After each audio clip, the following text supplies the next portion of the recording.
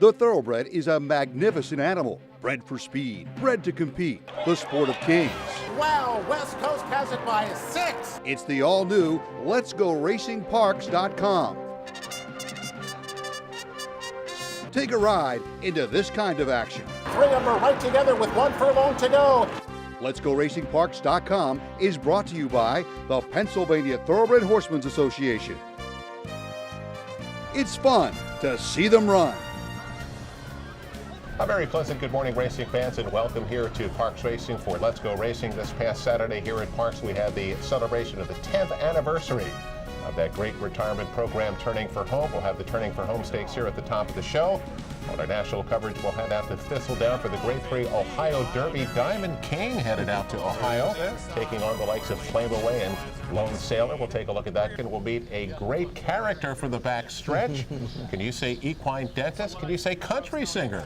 Scott Gager does it all. Scott Gager does do it all. We'll meet Scott here in just a little bit. Hi, everybody. Keith Jones down on the beautiful first floor here at Parks Racing. The Eclipse Award winner right here, Dick Girardi. And Dick, we had Danielle Montgomery on the show last week. The 10th anniversary. How about that? That's hard to believe. 10 years for Turning for Home. Yeah, it really is, Keith. It's a horse rescue program really like none other in the country. It's the model. Everybody emulates it. The funding program that they've come up with, where the owners basically put up about 80% of the money, comes right off each start. Right. And it just sustains itself, and it's gotten more efficient, more effective, and it was a great celebration, obviously, here last Saturday. Not only Turning for Home Day, but the Turning for Home $100,000 stakes. Oh, Danielle needed like a suitcase. She was getting hauling out lots of cash. Absolutely. People making contributions to the program, so we know she had a great day. We'll have the Turning for Home Stakes here coming up at the top of the show. And Dick, we also have the Triple Crown season now in the rearview mirror. We're going to move to the summer season. And one of the cool things about the summer season, remember West Coast last year? Yeah. We didn't know who West Coast was right away, so you never know who might be laying out in the weeds. No, we really didn't, Keith. He won the Easy Goer Stakes on Belmont Stakes Day. Right. That was kind of his race where he said, hey, this is a pretty nice horse. And then, of course, after that, he blew up with the Travers and the PA Derby and ran a terrific race in the Breeders' Cup to become the 3-year-old champ. So we do know who the 3-year-old champ is this year. Yes. That's been decided. What hasn't been decided is where Justify will run next. He's back on the track at Santa Anita in training. I don't think hard training yet, but once the first breeze comes, then I think maybe we'll get a little better idea. Will it be a race like the Haskell, or will it be a little later in the summer? And obviously, of course, everybody here is hoping we see him on September 22nd, but absolutely nothing has been decided at this point. Well, Dick, you want to get to some racing action? Let's do it, Let's take a look at the Turning for Home Stakes. 1 mile and 1/16th, the purse of $100,000.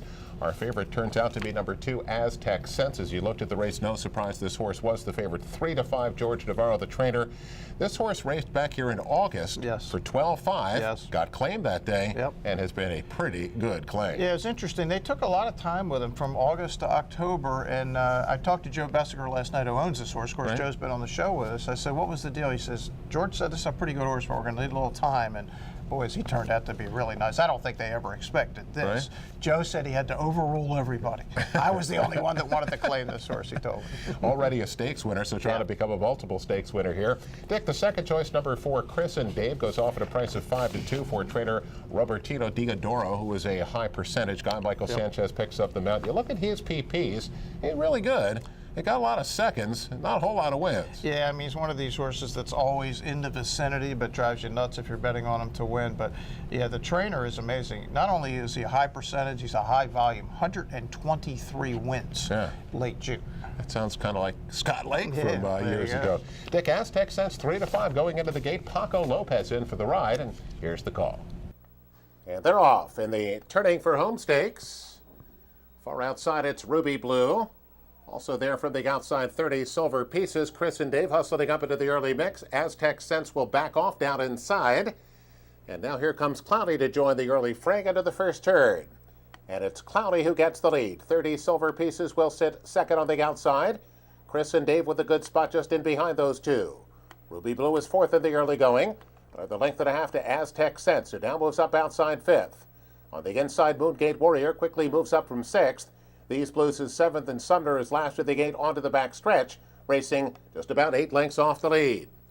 The first quarter was 24 seconds flat. 30 Silver Pieces in front now with 5 furlongs to go.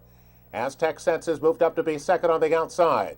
Moongate Warrior continues to gain at the inside and is now right with the front runners approaching the half-mile pole. In behind the leader sits Cloudy in 5th. Chris and Dave being nudged along a bit on the outside 6th. The half-mile was 48 and 4, 30 to 1 shot. Moongate Warrior has taken the lead with a little bit more than 3 furlongs to go. But here comes Aztec Sense being asked to go. And Aztec Sense is gaining quickly now as they approach the 5/16. After that, it's about 3 lengths now. Back to Cloudy in 3rd. Chris and Dave yet to get involved. 4th on the outside. Ruby Blue has dropped back to 5th. After that comes These Blues. Sumner yet to find his best stride at the back of the pack. The field turns for home, and here comes Aztec Sense charging off the turn and quickly takes command. Aztec Sense begins to open up. Dick, if you have the best horse, this was a perfect example of what you do as the jockey. When you look at his PPs, you expect him to be in front, maybe second, but you got 4 horses all barreling out of there. They want the lead. You know you got the best horse. Take him back, ease him to the outside, sudden move onto the backstretch when he's clear. And Dick, he was much the best. Aztec Sense. Yeah, it was pretty impressive the fact that he was able to show a completely different running style, win by 3.5. The Beyer wasn't quite as good as it's been recently, but it didn't figure to be because he didn't get the lone lead.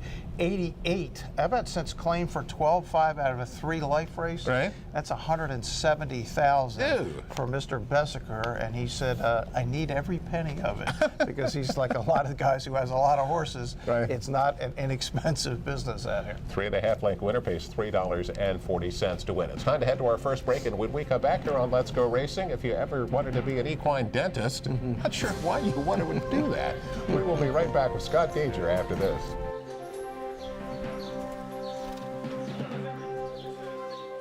Parks Racing is the perfect place for family fun. Hear the thunderous sounds of the thoroughbreds racing down the stretch from our picnic road. Or you can get up close and personal trackside for excitement you will never forget. Parks Racing is a great place to meet up with your friends. It's all about action and hopefully picking a few winners. Many of the same horses on the Triple Crown Trail will be heading to Parks Racing in the fall for the $1 million Pennsylvania Derby, right here at Parks Racing. It's fun to see them run. What does Chapman's 7 locations and 10 car brands mean to you? It means a huge selection of quality pre-owned vehicles, all makes and models, many one-owner low mileage certified with miles of factory warranty remaining. Safety checked, meticulously detailed, and each come with a free Carfax report so you can buy with complete confidence at any Chapman Auto store near you. Or shop online anytime at ChapmanPreowned.com. If our emblem is not on your car or truck, you probably did pay too much.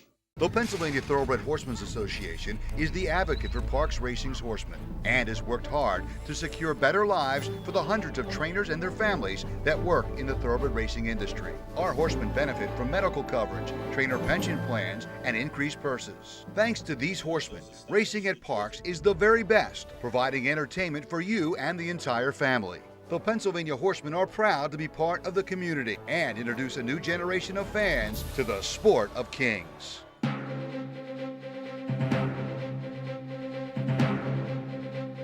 Welcome back, everyone, to Parks Racing for Let's Go Racing. It's time for our special feature segment. And Dick, of course, Let's Go Racing, Parks.com, those tremendous stories that our Eclipse Award winner has been writing. Well, Dick, I've been around the track for 32 years. I don't know a whole lot about equine dentistry. But do you put your hands in it? There's a big teeth. Do you put your hands in it? What do you do? Well, we're going to find out from Scott Gager, who's one of the equine dentists who works here on the backstretch. And Scott is not only an equine dentist, and by all accounts, they have a thing that keeps their mouths open, so it's hard to get chomped down on, and long instruments that go in there. But we'll get into all of that. In addition to being a dentist, Scott is also a country western singer. He imitates other country western singers like legends, and he's a fun guy. And he's back there on our backstretch. Here's 4 with Scott Gager. Here with equine dentist Scott Gager. Scott, how long have you been doing this work? I started, believe it or not, 40 years ago with my father, Ed Gager, when this place was called Keystone Racetrack, and so 40 years. So what do equine dentists do? I know what it sounds like you do. What do you actually do? Well, actually what we do is we actually float the teeth, which is what we actually call filing the teeth. So we take the rough edges out of a horse's mouth, we take caps out, we take wolf teeth out, and basically it's be the equivalent almost of a blacksmith in a horse's mouth. What we're doing, we're filing all the edges down, making sure everything's smooth because they have the bit contact with a horse. So we want them to not be able to throw their heads lug in, lug out, and all that. And it's a very important, thing that's the trainers around here do.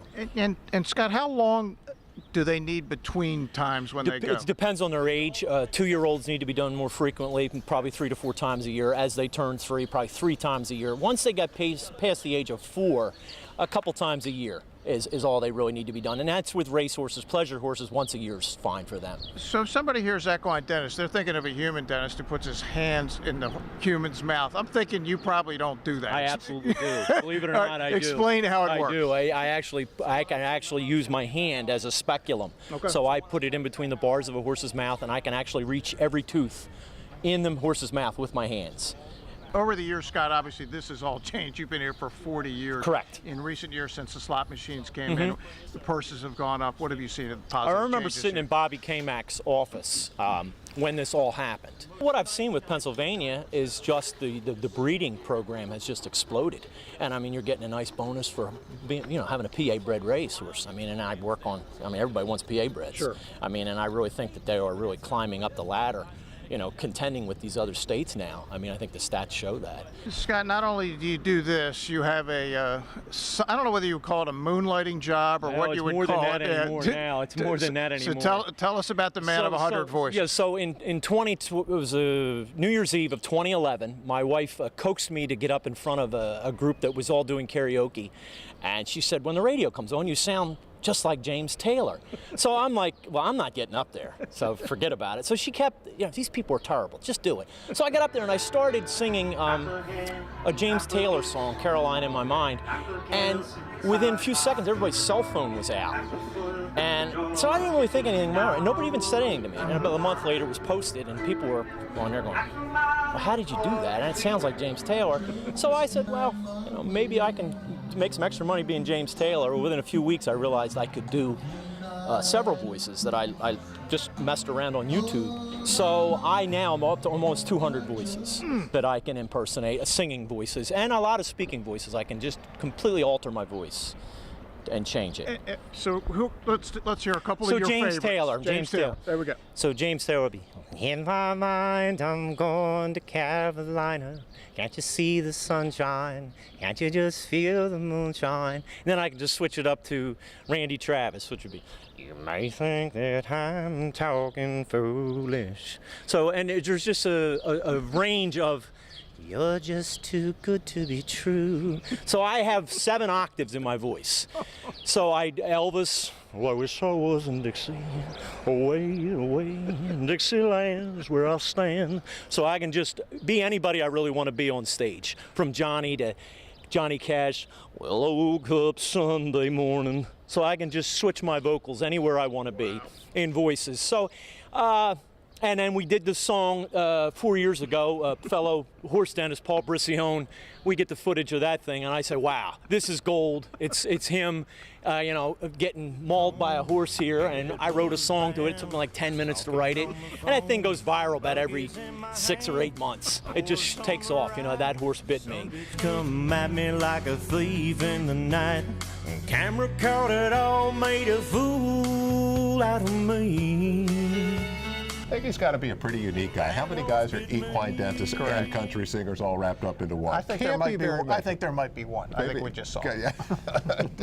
And of course, your story, letsgoracingparks.com. Lots of, not just your stories, but lots of great stuff on the You're website on there. Man. Well, giving out winners. We'll get to that in just a minute. But Dick, let's get to our national coverage brought to you by Chapman Auto Group. Unless our emblem is on the back of your car or truck, you probably paid too much. We start with the Ohio Derby. Indeed, from Thistledown. 3-year-olds going 9 furlongs for $500,000. Some of the players in the spring have shown up again. How about number 3, Lone Sailor, gets bet down to 3-2 for trainer Tom Amos. And Dick, you look through his PPs, he only has a maiden victory. Right. He almost won the Louisiana Derby. In fact, I thought he should have won that race. Of course, the Kentucky Derby is what it is. Right. And then got beaten only 2 in the Preakness. Yeah, I thought he ran well in the Preakness, Right. but remember, everybody was kind of closing that day. It was Yeah. kind of a weird race when that fog and that slop and that mist. So I don't know what it means, because obviously Bravazzo and Tenfold didn't exactly come back firing in the Belmont. Although I think the winner of the Preakness did well in the Belmont. You think he did? Yeah. But again, only 1 maiden win for Lone Sailor. You get 3 to 2. Yeah. Number 2, Flame Away, second choice for trainer Mark Cassie. He really did have a solid spring. Yep. But again, Kentucky Derby 37 to 1. But he's back, and he's a lot of low 90s kind of horse. Yeah, one of the great 3-word comments I've ever seen for the Derby. Well placed, comma, caved. he was beaten 30 and 13, but that you just put a line to that. Right. That happens a lot in the Derby. And Dick John Service shows up with number 7, Diamond King. He's 7 to 1. Frankie Pennington went out for the ride. Tough spot in the Preakness last time out. This is a more reasonable spot for Diamond King. Yeah, he'd never run a bad one before the Preakness where he was just overmatched. I mean, it justifies just too good. Well, Dick, this turned into a pretty good stretch It run. did. Here's the call of the Ohio Derby. Flame Away on the inside as the nose in front of Long Shot Caloric. Title readies to the inside of Trigger Warning as they hit the clubhouse turn. Takedown rides the rail, sitting about a length and a half off this lead. Core Beliefs is just behind them to the outside of Machismo. Lone Sailor's up close. He's only about 4 lengths behind. Diamond King is off the pace. He's sitting 7 from the front. O'Kratos is currently to his inside, and Dream Baby Dream trails, but the field is separated by about 9 lengths as they enter the back stretch. Flame Away in charge. It's Flame Away by a half. Caloric and Trigger Warning applying a bit of pressure now. Title Ready is right there with takedown on the fence. Lone Sailor now moves between rivals. He's right there. Core Beliefs currently 4 wide. A group of 3 and then a group of 4 following them. Machismo is next on the track. Dream Baby Dream is with Diamond King, and O'Kratos is the trailer. It's still Flame Away just in front of Longshot Caloric on the outside. That is Trigger Warning. Those 3 together. Lone Sailor's right behind them. Title Ready's in with a chance. Core Beliefs is there. Takedown's the first to put up the white flag. Machismo's trying to close in.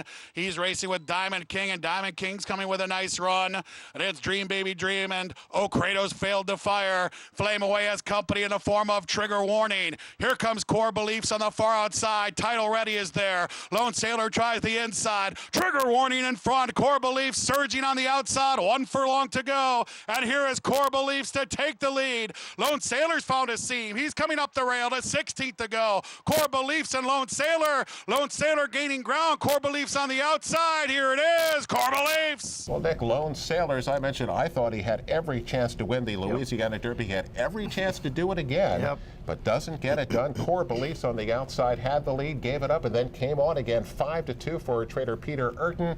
The Core Beliefs was in against Justify in the Santa Anita Derby. That was off a maiden win, but still ran pretty well. And then went to Belmont Park for the Peter Pan, stumbled at the break, 3-way fight for the lead, but still ran on to be second. He had a pretty good horse. He pays $7.60 to win. He'd never been off the board. And as you said, he ran a distant third, but to Justify at 40 to 1, and his racing at Peter Pan was good.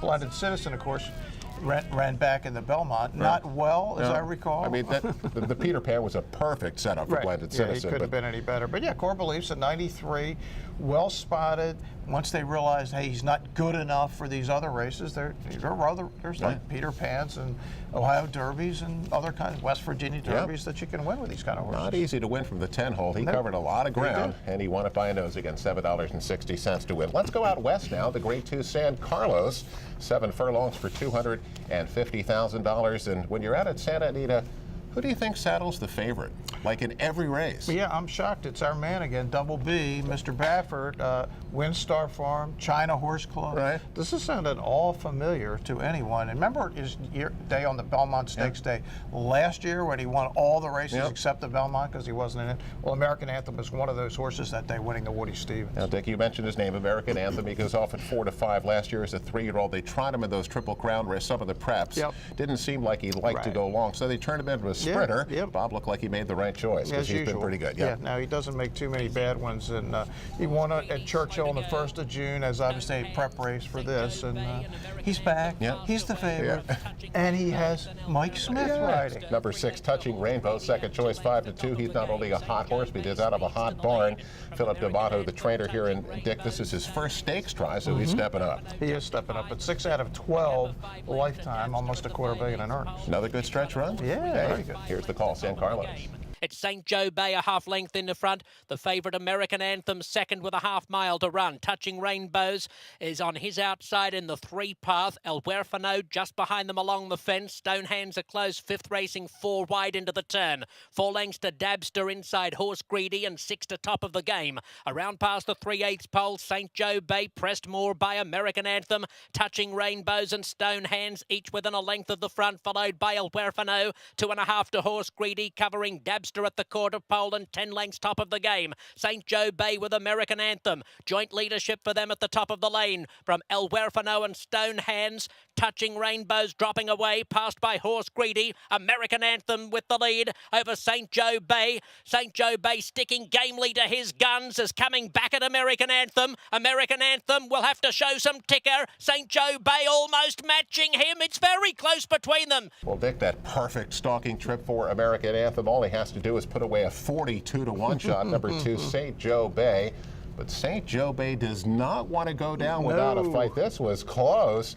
American Anthem by about well, they called it a head. This looked like a nose to me. $3.80 to win, and Big Bob does get it done. Yeah, he does. Bob and Mike, and they paraded Justify on the day, so it was their day. Again, it's their world, basically. And, and we're living in it. Yeah, St. Joe Bay ran an amazing race, claimed for $62 grand by John Sadler, and almost wins a stake race right off the bat. Grade 2 at that. Dick, let's go to Arlington.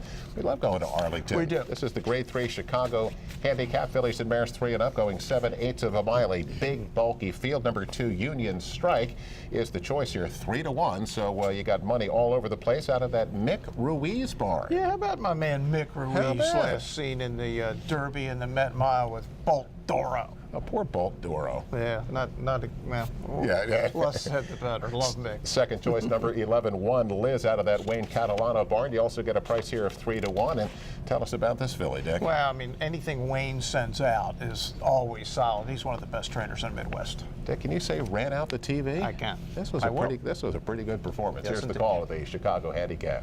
Marquis Miss now comes up the near side to gain the early lead for Chris Amy as they go up the back of the track. It's Marquis Miss to the lead, 3/4 length to Hot Shot Anna with 1 Liz third near the speed. Princess La Quinta in the purple cap is now 4th and is close to the leaders heading toward the half-mile pole. Then wide Natural Wonder running in 5th. Minds and Magic is 6th in between horses with just over 4 furlongs to go. Starlight Express racing wide. Between horses, Baby Blues Be Dancing. Union Strike comes up closer toward the rail for Corey Nakatani. Then a break back there to the trailers as they enter the far turn. At the inside, just held up Oso Terrible. Miss Nancy taking a wider path to 3 furlongs from home. Full of zip. Kalachi Queen's 13th. The quarter was 22.80. Half mile in 45.08. They're coming toward the quarter pole. And it's Hot Shot Nana who just leads Marquis Miss, Sophie Doyle, and Princess La Quinta. Right there in scoring range. To the inside is Union Strike, followed by 1 Liz. Minds and Magic between horses. Natural Wonder was spun wide. There's 1 more furlong to go, and Hot Shot Anna's taken off. Well, we mentioned the big performance. It wasn't Union Strike. It wasn't 1 Liz. It was number 7, Hot Shot Anna. And Dick, as I watched the replay of the race, she was full of run like the entire way. Yeah. And when she turns for home, she just goes off like a shot. Wins almost 6 at the end and pays $11.60 to win, and she finished out in 1 minute 20.83. That was a heck of a performance. Yeah, I don't know if it was just the poly track. She'd been at Arlington one other time, didn't run particularly well, but yes, as you said, she just looked like the winner from the get-go. Wins by almost 6. This is a powerhouse performance. Got to be pretty nice when you're the jockey and you're sitting on that and you know you were just going to be. Just a question of when to press on the accelerator and how fast you're going to go. Let's get to our next break. We come back here on Let's Go Racing. We have the weekly awards, more racing action to take a look at, and some pretty good races this weekend. Yes, we'll preview that when we come back after this. Looking to join the thrill and excitement of thoroughbred racehorse ownership? Pewter Stable can get you started. With more than 25 years of experience under the leadership of Greg and Kate DeMasi, Pewter Stable is one of the industry's leaders in racing partnerships, winning hundreds of races and millions of dollars at racetracks all over the Mid-Atlantic, including New York. Pewter Stable is working hard, looking for the very best runners at all the top sales, and we do claiming partnerships as well. No markup, no management fees, makes our partnerships unique and affordable. Training services also provided for individual owners. Give us a call and see what Pewter Stable is all about. The thrill and fun of thoroughbred racehorse ownership is easier than you think. We are Pewter Stable.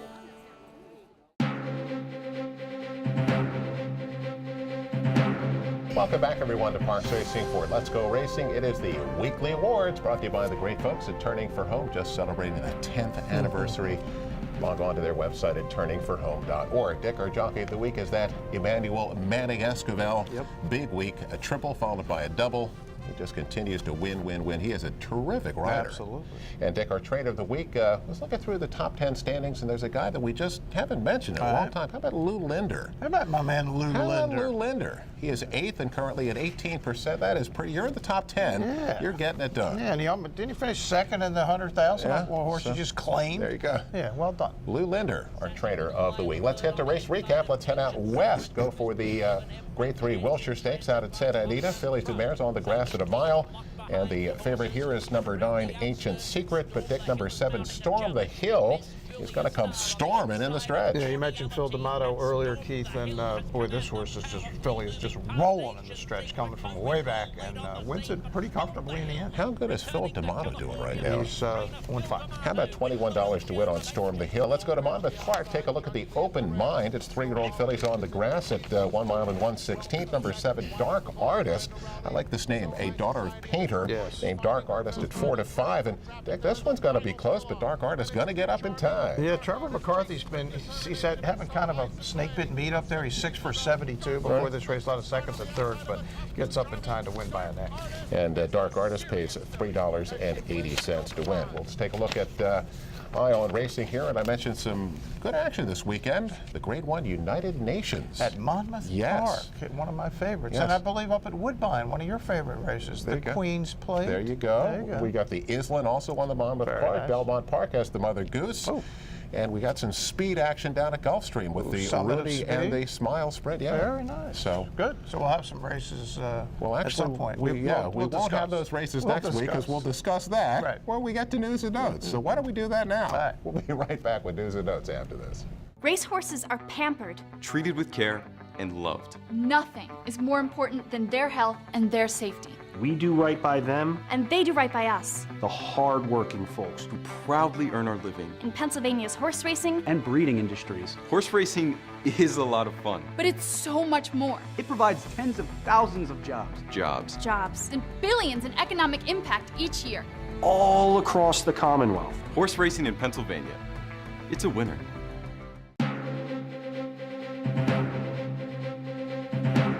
Welcome back, everyone, to Parks Racing for Let's Go Racing. News and Notes is our final segment, brought to you by Pewter Stable. Log on to Kate DeMassey's website at pewterstable.com. Get all the info and dip in. Become an owner today. Do it at pewterstable.com. Bruce Casella, Dick Girardi, Keith Jones, and Dick, as we mentioned, those races, we won't get a chance to show them next week. Spirit and Speed, that tremendous two-part documentary is going to start next week here. So part 1 next Saturday, and then part 2 the following Saturday, and the Saturday after that. Right. But Dick, you can't see them on the show, but you can come out here. What a better place to bet. Yeah, I mean, all these races we talked about, they're all here. Bet them up and keep betting until they tell you to stop, and they never will. And Dick, talk about betting. We've talked about your articles, your tremendous articles on the website. I do my daily picks. I try to squeeze in 2 now. I started out with 1, but I started doing 2. Here in June, a little 5-race winning streak. I'm now 11 for 23. Oh, my Lord. Picking some winners. What kind of prices are we getting? Not bad. 960, 760. It's got a 480 there. But so it's not all 3 to 5 shows? No, we try not to do the 3. We try to stay away from that if we can. Okay. But Dick, log on to the website at letsgoracingparks.com. Spirit and Speed, part 1 next week. And we'll see you back in a couple of weeks here on Let's Go Racing.